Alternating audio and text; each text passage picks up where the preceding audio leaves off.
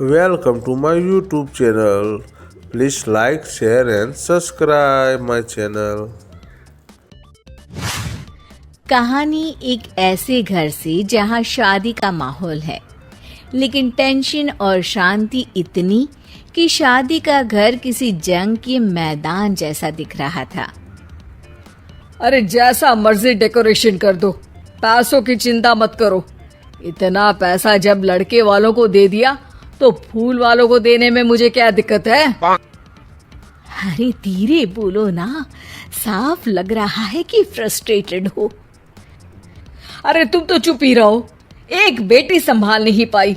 सारा दिन मैं काम पर जाता था, सोचता था घर पर बच्चों को अच्छे से संस्कार मिल रहे होंगे, लेकिन नहीं, मैडम को तो अपनी किटी और फैशन से फुर्सत मिले तब ना। माँ चुपचाप वहां से चली जाती है। समझ में नहीं आता कि आखिर शर्मा खानदान में हो क्या रहा है। कल तक चिड़िया सी फुदकने वाली शीना की शादी यूं अचानक एक मोटे काले लड़के से क्यों हो रही है? शीना कमरे में हाथ में गुड़िया लिए बोलती है, मेरे साथ जो हो रहा है ठीक हो रहा है। तुम तो सब जानती हो, साहिल मेरे लिए भगवान है। अब जब वो ही नहीं मिला तो फिर कोई भी हो, जिंदगी ही तो जीनी है, जी लेंगे। बाहर शीना की बुआ किसी से बात करती है। अरे मोटा नहीं, उसे तो खाते पीते घर का कहते हैं। अब ओबेरॉय का नाम भी किसी को बताने वाली बात है। उनका इकलौता लड़का तो करोड़ों की सामी तो है ही। अरे हमारी शीना बिटिया तो रानी बनेगी, रानी। इन सब के बीच कहीं कोने पर शीना हाथ में मेहंदी सजाए बैठी थी और आंखों में आंसू सजाए। और वो समय भी आ जाता है जब शीना मंडप के नीचे हाथ में वरमाला लिए खड़ी होती है, लेकिन तभी अफरा तफरी मच जाती है। कोई कहता है, अरे लड़के की माँ को हार्ट अटैक आ गया। अरे अच्छी खासी थी, कैसे हो गया?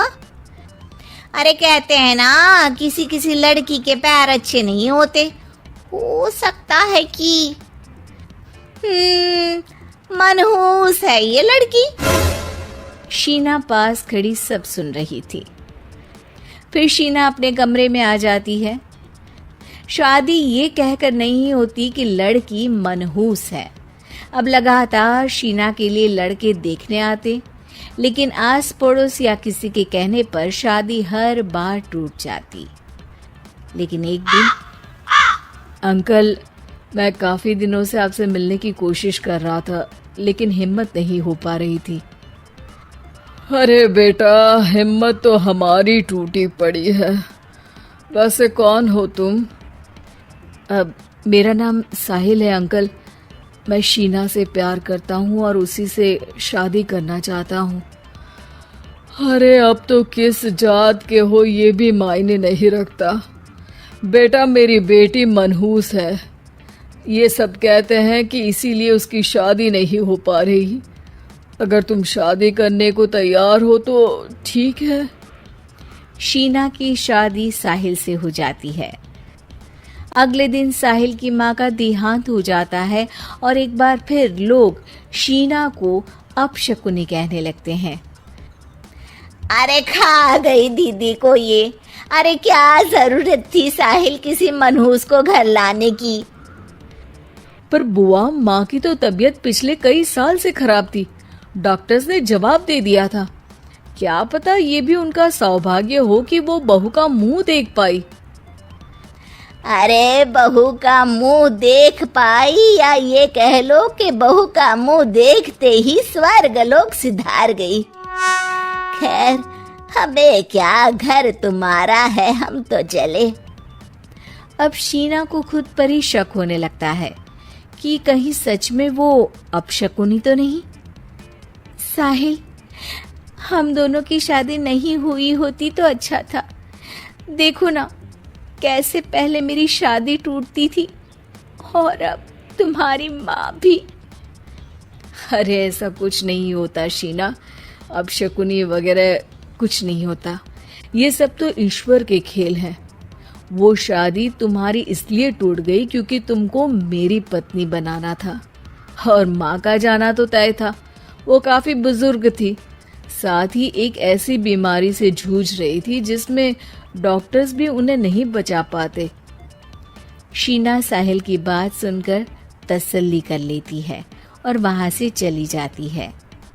अगले दिन शीना, अरे ओ शीना, क्या हुआ? उफ, कहीं फिर मेरी वजह से कोई नुकसान?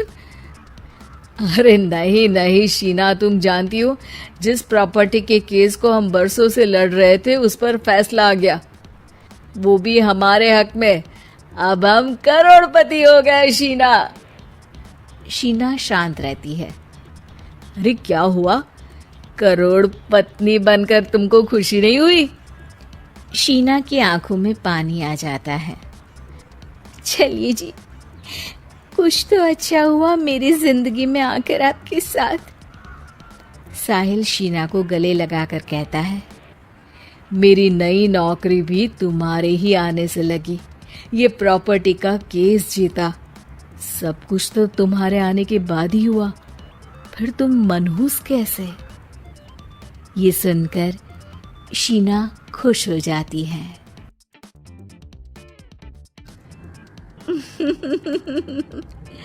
आप सोच रहे होंगे 9 रूप तो देवी के होते हैं, फिर बहू? भाई बहू भी तो लक्ष्मी का रूप है। तो जब बहू के पैर पड़ने से घर में समृद्धि आती है तो और क्या क्या होता है, जरा देखिए। रामलाल और श्यामलाल 2 भाई थे। दोनों बड़े ही प्यार से साथ ही एक ही घर में रहते, लेकिन दोनों की बीवियों का रवैया एक दूसरे के लिए बिल्कुल ठीक नहीं था। एक दिन रामलाल की बीवी कहती है, अरे रमा, ये क्या कर दिया? सारा कचरा पूरे घर में फैला दिया। माफ करना दीदी, मैंने रखा तो एक ही जगह था, लेकिन हवा इतनी तेज चली कि उड़ गया। अभी उठा देती हूँ। हाँ हाँ जल्दी करो। और एक बात, अब भाई साहब से बोल देना कि 2 रसोई कर ले। पता तो है मेरा बेटा सोहन बड़ा हो गया है, अब लड़की वाले भी आने लगे हैं, तो उसकी शादी हो ही जाएगी इस साल। हाँ हाँ दीदी, मेरा बेटा बिहान भी तो बड़ा हो गया है और उसकी भी तो शादी होनी है। ठीक कहती हैं आप। अब हम ऊपर वाले तल्ले पर शिफ्ट हो जाएंगे। मैं विहान के पापा से बात कर लेती हूँ। बात नहीं करना, शिफ्ट होना है, क्योंकि मैं अब साथ नहीं रह सकती। हाँ हाँ दीदी, ठीक है ना। फिर क्या, हो जाते हैं एक घर के, एक परिवार के 2 टुकड़े और 2 रसोई, दोनों के बेटों की शादी। और फिर शुरू होती है कहानी। अरे मेरी बहू तो ढेर सारा दहेज लाई है। ये देखो, बड़ा टीवी, एसी, कार और गहने भी। दीदी, ये तो बहुत अच्छा है, लेकिन है कहाँ आपकी बहू? वो सो रही है, थोड़ी रिजर्व टाइप की है ना, अपने ही कमरे में रहती है और ज्यादा बात भी नहीं करती। तभी रमा की बहू की आवाज आती है। माँ, कहाँ है आप? जल्दी आइए, नाश्ता ठंडा हो रहा है और मुझे भी भूख लग रही है। आ रही हूँ बेटा, रुक। दीदी चलूं क्या? ये लड़की मेरे साथ ही बैठकर खाती है, वैसे भी भूख लगाई है। ये बोलकर वो चली जाती है। तभी श्यामा की बहू बाहर आती है और बाहर की ओर जाने लगती है। अरे बहू, कहीं जा रही हो क्या? क्या है माँ जी, बिना बात के ठोका मत करो। जा रही हूँ मैं, वैसे भी मेरे पापा ने कार घर में रखने को तो नहीं दी है ना। अरे नहीं नहीं बेटा, बिल्कुल बिल्कुल, घूमो घूमो। मैं तो कहती हूँ मुझे भी साथ लेकर जाया करो, साथ ही घुमा करेंगे। अरे नहीं नहीं, मैं आपके साथ बिल्कुल भी कंफर्टेबल नहीं हूँ। वैसे भी मैं शॉपिंग में जा रही हूँ, कहाँ आपको टांगती फिरूंगी। ये बोलकर श्यामा की बहू निकल जाती है। तभी उसके कान में ऊपर वाले तल्ले से हंसने की आवाज आती है। अरे ये कौन इतनी जोर जोर से हंस रहा है? ऊपर जाती है जहां वो देखती है कि रमा और उसकी बहू साथ बैठकर बातें कर रही होती हैं। Welcome to my YouTube channel. Mummy ji please इतना लाइक मजा आया शेयर कि एंड मैं क्या सब्सक्राइब माय बताऊं। YouTube channel. हाँ हाँ बहू, सुनने में ही हंसी नहीं रुक रही। तू तो वहाँ मौजूद थी। तभी दोनों की नजर श्यामा पर पड़ती है। अरे ताई जी आइए ना, आइए। वो उनके पैर छूती है और फिर चाय बनाकर लाती है। श्यामा अकड़ कर कहती है, अरे नहीं नहीं, मैं चाय वाय नहीं पीती, बस हंसने की आवाज आ रही थी तो सोचा बता दूं कि टीवी की आवाज धीमी कर लो। अरे टीवी वो देखो दीदी, धूल खा रहा है, वक्त ही नहीं मिलता देखने का। बहू के साथ वक्त कैसे बीत जाता है, इसकी बातें और किस्से कहानी किसी सीरियल से कम नहीं होते। श्यामा को खुशहाल रमा को देखकर जलन होती है। हाँ हाँ, मैं तो तंग आ जाती हूँ इतनी सारी बातें करके, मुझे तो सुकून पसंद है। ये कहकर श्यामा चली जाती है। अगले दिन रमा अपनी बहू के साथ घर से जा रही होती है कि तभी दरवाजे में श्यामा उन्हें टोकती है। अरे कहाँ जा रही हो दोनों? अरे देखिए ना दीदी, इसे शॉपिंग करने जाना था। मैंने कहा अकेली चली जा, तो कहने लगी मम्मी जी आप घर में अकेले बोर हो जाओगे ना, आप भी चलो हमारे साथ। अरे अभी इस उम्र में तू कहाँ घूमेगी? अब देखते हैं दीदी, जहाँ ये लड़की घुमा दे। अब मेरी बहू भी कल गई थी कार चलाकर। हाँ। तभी रमा की बहू कहती है, ताई जी मुझे तो कार चलानी नहीं आती, लेकिन हाँ इस सुहाने मौसम में मम्मी जी को स्कूटी की सैर करा देती हूँ। श्यामा का मुंह बंद हो जाता है। वो अपने कमरे में चली जाती है जहां उसकी बहू बैठकर अकेली टीवी देख रही होती है। बहू तू भी कुछ बातें किया करना, मैं अकेले अकेले बोर हो जाती हूँ। तो क्या मैं यहाँ आपको एंटरटेन करने आई हूँ? देखिए मम्मी जी, मैं तो सिर्फ ये कहना चाहती हूँ कि ये टीवी मेरे पापा ने दी थी, तो ये टीवी कल तक मेरे कमरे में लग जानी चाहिए, समझिए आप। ये बोलकर वो वहां से चली जाती है। श्यामा सोच लेती है कि वो अब ये सारी बातें अपने बेटे को बताएगी। शाम को उसका बेटा जब घर आता है, अरे देख बेटा, तेरी बीवी सारा दिन अपने कमरे में रहती है, न बात करती है न चित। मैं बूढ़ी सारा दिन भूत की तरह अकेली घूमती रहती हूँ घर में। अरे माँ, मैं क्या बोलूं? मैंने कई बार उसे बोला कि सबके साथ उठा बैठा करो, हंसा बोला करो और मिलकर रहो, लेकिन वो कहती है कि उसका मन ही नहीं करता। अरे क्यों मन नहीं करता है? ऐसा क्या हो गया? माँ तुझे याद है, उसके पिता ने कार देने से मना कर दिया था। कहा था कि उनके पास पैसे नहीं है, साथ ही तेरे सामने हाथ भी जोड़ा था, लेकिन कैसे तूने उसके पिता के साथ बुरा व्यवहार किया था। उन्हें कहा था कि पैसे नहीं है तो किसी भिखारी से शादी कर दो अपनी बेटी की।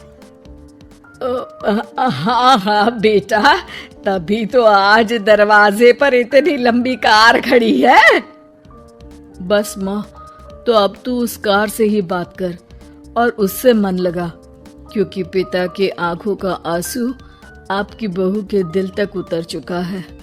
और आपकी इज्जत उसकी नजर में। अब श्यामा को समझ आता है कि कुछ निर्जीव चीजों से घर भरने से अच्छा है कि सजीव चीजों से जिंदगी भरी जाए। लड़का बनी बहू। पूरे 28 साल का हो चुका था ऋषभ, लेकिन शादी करने को तैयार ही नहीं था। माँ बाप पूरी तरह से परेशान हो चुके थे। जब भी किसी लड़की का रिश्ता ऋषभ के लिए लेकर आते तो वो शादी करने से साफ मना कर देता, चाहे लड़की कितनी भी सुंदर, कितनी भी अच्छी क्यों ना हो। ऋषभ के माँ बाप को इसकी वजह समझ में नहीं आ रही थी। अरे ऋषभ बेटा, अच्छी खासी नौकरी लग गई है, दिखता भी इतना अच्छा है, आखिर बात क्या है, तुझे शादी क्यों नहीं करनी? देख, तू हमारा इकलौता बेटा है, अगर तू शादी नहीं करेगा तो कैसे काम चलेगा? लेकिन मैं शादी करना ही नहीं चाहता, मुझे कोई लड़की पसंद नहीं आती।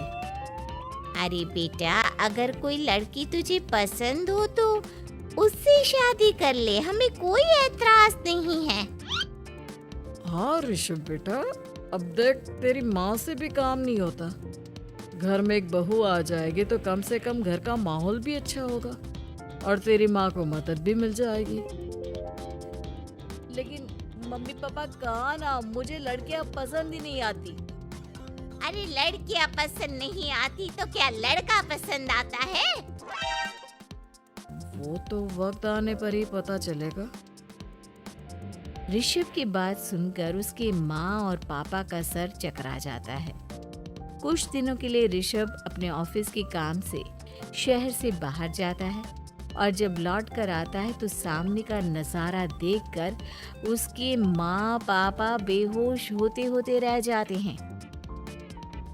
अरे ये क्या, ये तुम्हारे साथ कौन है? माँ, ये दीपक है, मेरी पत्नी। हम दोनों ने शादी कर ली है। दीपक तुम्हारी पत्नी कैसे हो सकता है? अरे दीपिका होती तो बात समझ में भी आती, ये तो लड़का है।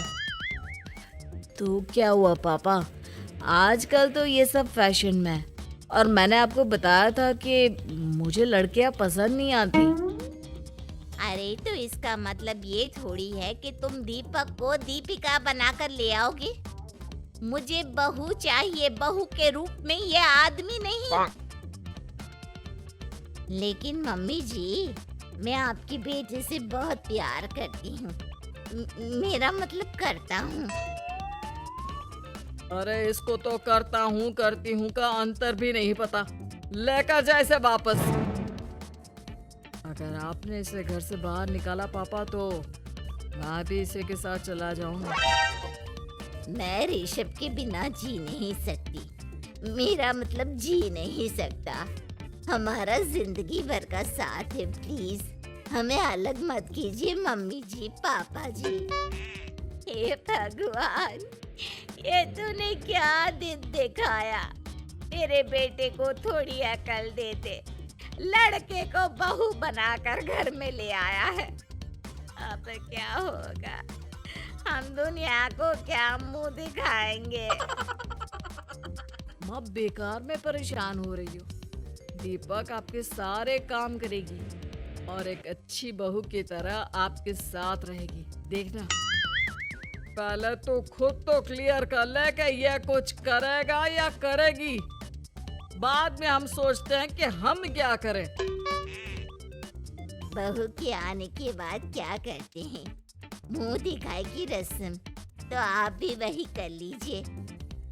आप चाहे तो मैं पूरे मोहल्ले में न्योता दे आती हूँ। अरे रहने दे, तेरी वजह से बेइज्जती और ज्यादा होगी।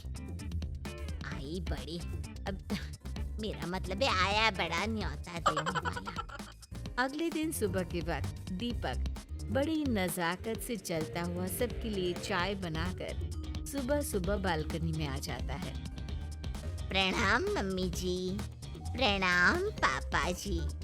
ये देखिए, चाय बिल्कुल आपकी पसंद की है। मुझे ऋषभ ने सब कुछ बता दिया था कि आपको क्या क्या पसंद है। हे भगवान, ये सब क्या हो रहा है? ये क्या नौटंकी है? नौटंकी कहाँ है? माँ देखिए तो, मेरा दीपक आपका कितना ख्याल रख रहा है।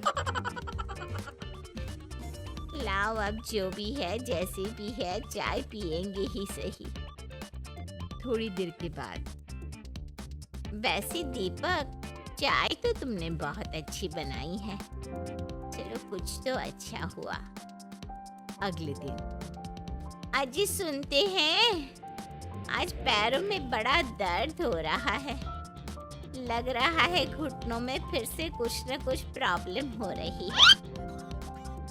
डॉक्टर ने वो दवाई दी थी, उसकी मालिश करो ना अपने घुटनों पर, आराम मिल जाएगा। वो क्या है ना, खुद के हाथों से ठीक से मालिश नहीं हो पाती।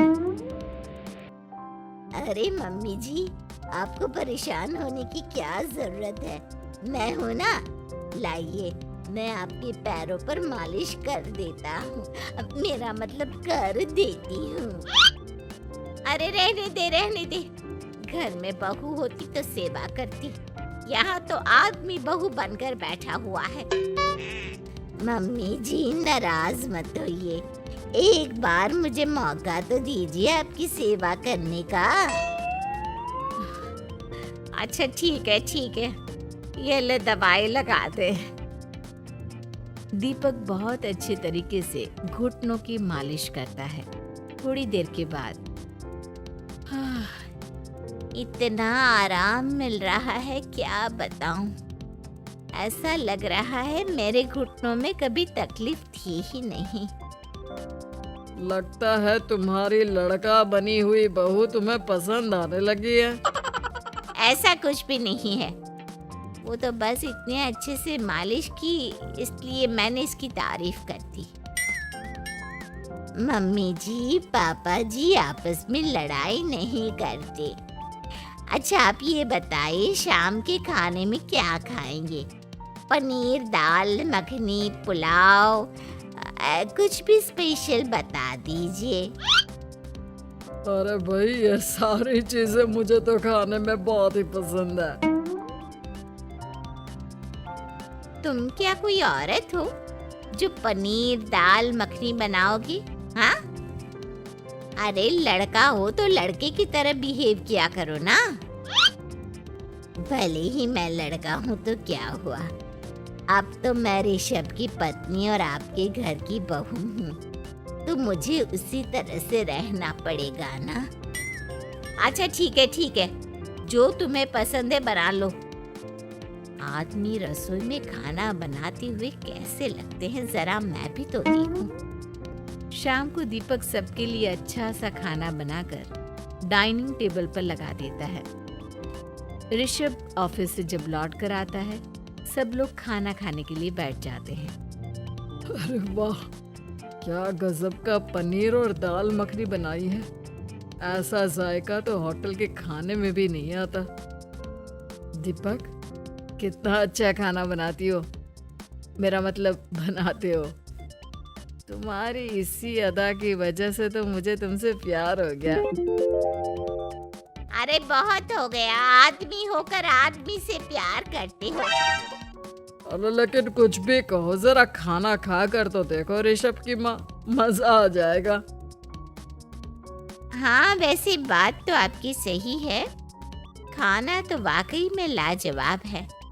इतना स्वादिष्ट पनीर तो मैंने अपनी जिंदगी में नहीं खाया। कितना अच्छा होता अगर ये दीपिका होती। और फिर अगली सुबह कुछ ऐसा होता है जिसे देखकर ऋषभ के माँ और पापा ना केवल खुश होते हैं, बल्कि हैरानी से उनकी आंखें फटी की फटी रह जाती हैं। उन्होंने जो नजारा अपनी आंखों के सामने देखा, उसे देखकर उन्हें अपने आप पर भरोसा नहीं हुआ। सुबह का वक्त था, सब लोग बालकनी में बैठकर सुबह की चाय का इंतजार कर रहे थे। तभी रसोई में से एक बहुत ही खूबसूरत लड़की जिसके लंबे लंबे बाल थे और जिसने साड़ी पहनी हुई थी, हाथ में चाय की ट्रे लेकर वहां आती है। अरे ये कौन है? रातों रात हमारा लड़की बहू बन गया क्या? मुझे लगता है कोई सपना देख रहा है। इतनी सुंदर बहू तो हमने सपने में भी नहीं देखी। देखा माँ, जादू हो गया, जादू। अरे लेकिन ये है कौन? तुम्हारा वो आदमी वाला पत्नी कहाँ चला गया? आपने मुझे पहचाना नहीं? मैं दीपक नहीं, दीपिका हूँ। इतने दिन से लड़के के कपड़े पहनकर आपके घर में आपकी बहू बनी हुई थी। माँ, ये दीपक नहीं, दरअसल ये दीपिका थी। लेकिन इसे लड़कों की तरह रहने का शौक था और इसे लड़की की तरह रहना मंजूर नहीं था। इसलिए मैं इसे लड़के के रूप में आपकी बहू बनाकर यहाँ ले आया। तो फिर अचानक ये उसका हृदय परिवर्तन और रूप परिवर्तन कैसे हो गया? वो क्या है ना, मुझे बाद में एहसास हुआ कि आप लोग इस बात को लेकर बहुत दुखी हैं कि आपकी बेटी ने एक लड़की के साथ शादी की है। इसलिए मैं अपने असली रूप में वापस आ गई। हमने कोई पुण्य कर्म किए होंगे जो तुम्हारे जैसा मेरा मतलब तुम्हारे जैसी बहू मिली। Welcome to my इतनी YouTube खूबसूरत channel. और इतना Please ख्याल like, रखने share वाली। and subscribe my YouTube भला हो channel. भगवान का कि हमें लड़की बहू मिली है।